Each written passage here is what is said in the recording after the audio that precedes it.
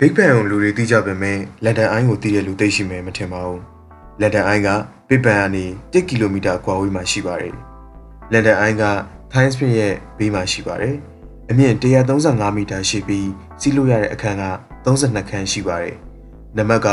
1ကနေ33တိရှိပေမဲ့နံပါတ်73ကိုကန်ခီရဲ့နံပါတ်မှုမထည့်ခဲ့ပါဘူး။တခန်းကို10တန်4ချိန်ရှိပြီးလူ25ယောက်စီးလို့ရပါတယ်။လန်ဒန်အိုင်းကိုတစ်ခါစီးရင်မိနစ်30ကြာပြီးလန်ဒန်မြို့ရဲ့အလှကိုခန်းစားလို့ရပါတယ်။တနာရီကိုလူ1600အထိစီးလို့ရပါတယ်။လန်ဒန်အိုင်းဟာဘယ်တော့မှမရက်ပါဘူး။တစ်စက္ကန့်ကို26စင်တီမီတာအမြဲရွေ့ရှားနေတာဖြစ်ပါတယ်။လန်ဒန်အိုင်းကိုစောက်ဖို့1992ခုနှစ်က